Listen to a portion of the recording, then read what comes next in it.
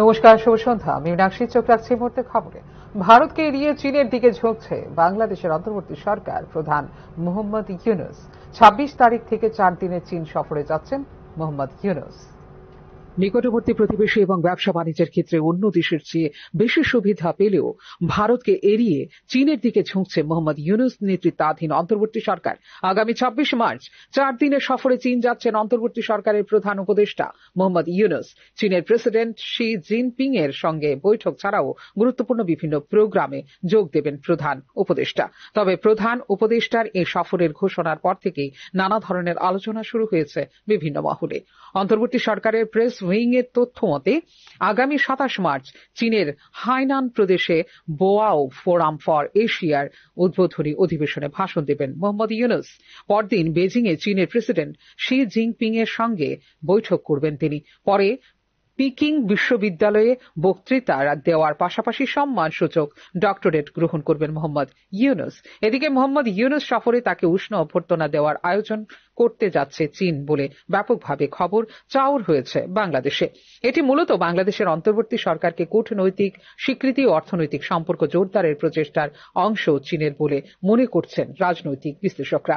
এটি এমন এক সময়ে ঘটতে যাচ্ছে যখন ভারতের সঙ্গে টানাপোড়েনের মধ্য দিয়ে যাচ্ছে বাংলাদেশের সম্পর্ক, যার শুরুটা হয়েছিল শেখ হাসিনাকে রাজনৈতিক আশ্রয় দেওয়ার পর থেকে।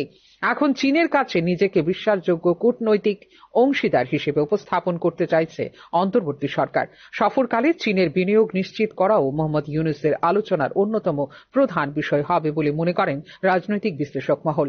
২০০৬ সাল থেকে ভারতকে ছাড়িয়ে বাংলাদেশের সর্ববৃহৎ বাণিজ্যিক অংশীদার হওয়ার চেষ্টা করে আসছে চীন, কিন্তু লাভ লোকসানের হিসাব নিকাশ করেই চীনের ফাঁদে পা দেননি শেখ হাসিনা সরকার।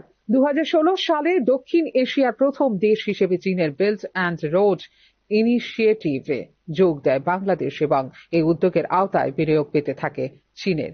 পন্থা সেতু রেল সংযোগ ও কর্ণফুলী টানেলের মতো বড় প্রকল্পে জড়িত চীনের রাষ্ট্রায়ত্ত কোম্পানিগুলো। এখন মোংলা বন্দর সম্প্রসারণের জন্য চীনের ঋণ চাইছে ঢাকা। এ ব্যাপারে বাংলাদেশের রাজনৈতিক অনিশ্চয়তার পরও চীনের অর্থনৈতিক ও কৌশলগত স্বার্থ নিরাপদ আছে বেজিংকে আশ্বস্ত করতে চাইবেন ইউনূস। তিস্তা নদী ব্যবস্থাপনার বিষয়টিও আলোচনার গুরুত্বপূর্ণ অংশ হতে পারে ইউনূসের সফরে। হাসিনা সরকারকে ভারতপন্থী হিসেবে দেখা হতো, তার পতনের পর থেকে ধাপে ধাপে বাংলাদেশে তাদের প্রভাব বাড়িয়েছে চীন। ঢাকায় চীনা রাষ্ট্রদূত ইয়াও ওয়েন ছাত্র আন্দোলনের নেতাদের সঙ্গে সাক্ষাৎ করেন ২০২৪ সালের অক্টোবরে। এরপর অন্তর্বর্তী সরকারের শীর্ষ কর্মকর্তাদের, সামরিক নেতৃত্ব ও প্রধান রাজনৈতিক দলের নেতাদের সঙ্গেও বৈঠক করেছেন তিনি। গত সপ্তাহে বাংলাদেশের একটি চিকিৎসা প্রতিনিধি দল চীনের কুনমিং সফর করেছে। মূলত ভারতে বাংলাদেশি রোগীদের চিকিৎসা ভিসা দেওয়া সীমিত করা ছিল এই সফরের মূল উদ্দেশ্য। সেই সংকট কাটাতেই চীনের দিকে ঝুঁকছে বাংলাদেশের অন্তর্বর্তী সরকার। Bureau report, News Now. সহিংসতার কারণে বিধ্বস্ত মণিপুর বাস্তুচ্যুত মানুষদের সাথে দেখা করেন দেশের সর্বোচ্চ আদালতের বিচারকদের ৫ সদস্যের প্রতিনিধি দল। এদিকে প্রধানমন্ত্রী কেন মণিপুর সফর করেন না তা নিয়ে প্রশ্ন তুলছে কংগ্রেস। শনিবার মণিপুরে জাতিগত সহিংসতার কারণে বাস্তুচ্যুত মানুষদের সাথে দেখা করেন সুপ্রিম কোর্টের বিচারকদের একটি প্রতিনিধি দল। শীঘ্রই রাজ্যে শান্তি ফিরে আসবে বলে বাস্তুচ্যুতদের জানান সুপ্রিম কোর্টের বিচারকদের ৫ সদস্যের এক প্রতিনিধি দল। শীর্ষ আদালতের প্রতিনিধি দলের নেতৃত্বে ছিলেন বিচারপতি বি.আর. গাভাই। মণিপুরে শীঘ্রই শান্তি ফিরে আসবে।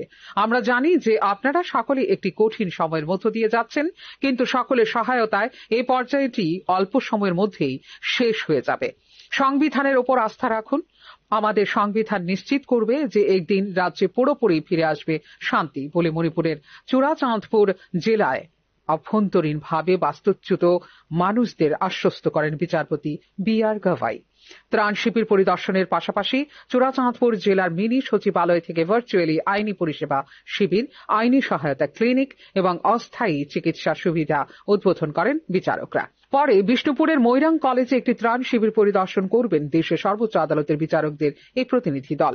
আইনজীবীদের একটি সংগঠনের আপত্তির কারণে কুকি সংখ্যাগরিষ্ঠ চূড়াচাঁদপুর জেলায় যাননি প্রতিনিধি দলের সদস্য এবং মেইতি সম্প্রদায়ের সদস্য বিচারপতি এন কোটেশ্বর সিং। কংগ্রেস সাংসদ জয়রাম রমেশ সুপ্রিম কোর্টের বিচারপতিদের মণিপুর সফরের প্রতিক্রিয়া জানিয়েছেন এবং এটিকে ভালো জিনিস বলে অভিহিত করেছেন। সুপ্রিম কোর্টের বিচারকরা মণিপুরে আছেন, এটা ভালো কথা। মণিপুরে ৬০,০০০ মানুষ বাস্তুচ্যুত হয়েছেন এবং শত শত মানুষ নিহত হয়েছেন। সমাজে ভয়ের পরিবেশ রয়েছে। প্রধানমন্ত্রী কেন মণিপুর সফর করেন না? তিনি এর কোনো উত্তর দেন না। কেন এত দেরিতে রাষ্ট্রপতি শাসন জারি করা হয়েছিল এরও কোনো উত্তর নেই বলে এক্ষেত্রে প্রতিক্রিয়া দিয়েছে কংগ্রেস। উল্লেখ করা যেতে পারে, ইম্ফল উপত্যকা ভিত্তিক মেইতি এবং পার্শ্ববর্তী পাহাড় ভিত্তিক কুকি জনগোষ্ঠীর মধ্যে জাতিগত সহিংসতায় 250 জনেরও বেশি মানুষ নিহত এবং হাজার হাজার গৃহহীন হয়েছে 2023 সালের মে মাস থেকে।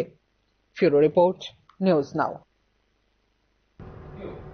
গোলাঘাটি বিধানসভার অন্তর্গত কাঞ্চনমালা 1 নম্বর ওয়ার্ডের মুসলিম পাড়া এলাকায় প্রায় 1 মাস যাবৎ নষ্ট হয়ে পড়ে রয়েছে জল জীবন মিশন প্রকল্পের পানীয় জলের পাইপলাইন। ফলে এলাকা জুড়ে পানীয় জলের তীব্র সংকট দেখা দিয়েছে। এমনকি জলের অভাবে এলাকার অন্যান্যদের সঙ্গে শিশুদেরও স্নানের জন্য ছড়া নোংরা জল ব্যবহার করতে হচ্ছে বলে জানিয়েছেন এলাকাবাসী। কাঞ্চনমালা 1 নম্বর ওয়ার্ডের মুসলিম পাড়া যাওয়ার রাস্তায় কালভার্ট নির্মাণ করার সময় জলের পাইপলাইনটি ভেঙে গেলে কালভার্ট নির্মাণের কাজ সম্পন্ন হলেও ভাঙা পানীয় জলের পাইপলাইন সারাই করা হয়নি। ফলে 1 মাস যাবৎ দূর দূরান্ত থেকে পানীয় জল সংগ্রহ করতে হচ্ছে এলাকাবাসীদের।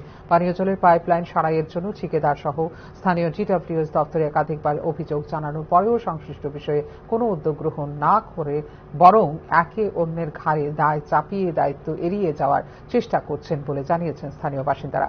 পানীয় জলের সমস্যায় জর্জরিত এলাকাবাসী বিষয়টি ইতিমধ্যে ডুকলি আরডি ব্লকের ভিডিওকে জানিয়েছেন এবং বাধ্য হয়ে শনিবার সংবাদ মাধ্যমে দ্বারস্থ হয়ে পুনরায় কাঞ্চনমালা 1 নম্বর ওয়ার্ডের মুসলিম পাড়ায় পানীয় জলে তীব্র সংকটের কথা সংশ্লিষ্ট দপ্তরকে জানিয়ে অতি দ্রুত পাইপলাইন সারাই করে পানীয় জলের ব্যবস্থা করে দেওয়ার আবেদন জানিয়েছেন।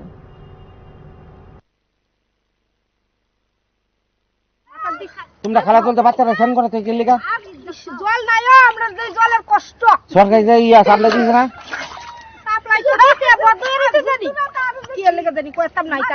তুলে তোমরা এলাকার প্রধান জানাচ্ছো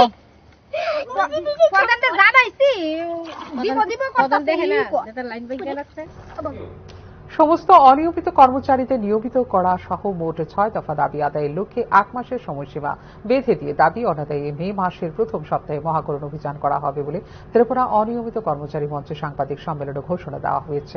রাজ্যের প্রায় 40,000 অনিয়মিত কর্মচারীদের নিয়মিতকরণ সাপেক্ষে সমকাজে সমবেতন প্রদান, অবসরপ্রাপ্ত অনিয়মিত কর্মচারীদের এককালীন 10 লক্ষ টাকা প্রদান সহ মোট 6 দফা দাবির ভিত্তিতে শুক্রবার মুখ্য সচিবের কাছে দাবি সনদ পেশ করার হয়েছে বলে ত্রিপুরা অনিয়মিত কর্মচারী মঞ্চের পক্ষ থেকে জানানো হয়।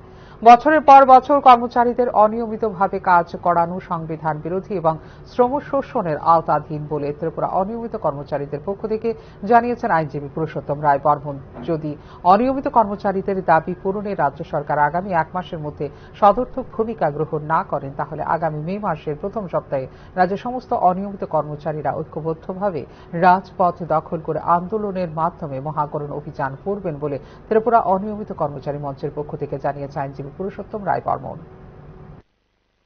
সরকার এই দাবিগুলো পূরণ করবেন আগামী 1 মাসের মধ্যে। যদি এই দাবিগুলো আগামী 1 মাসের মধ্যে পূরণ না হয়, আমরা এই সাংবাদিক সম্মেলনের মধ্য দিয়ে রাজ্যবাসীর কাছে একটা ঘোষণা দিতে চাই, আগামী মে মাসের প্রথম সপ্তাহে আমরা মহাকরণ অভিযান করব।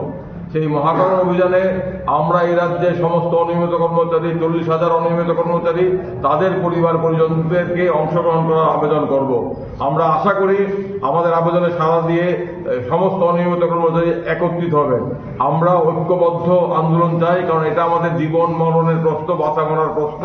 আমরা যদি আগামী মে মাসের প্রথম সপ্তাহের পূর্বে সরকার কোনো সদর্থক ঘোষণা না দেন তাহলে মে মাসের প্রথম সপ্তাহে আগরতলার রাজপথ আমরা অনিয়মিত কর্মচারীরা দখল করব। আমাদের সাথে আমাদের পরিবার পরিজন থাকবেন এবং আমরা আশা করি আমাদের সাথে সমস্ত অংশের মানুষ থাকবেন আমাদের দাবি পূরণ করার জন্য। কারণ এইভাবে বছরের বছর অনিয়মিত কর্মচারী হিসাবে কাজ করিয়ে নেওয়া সংবিধান বিরোধী।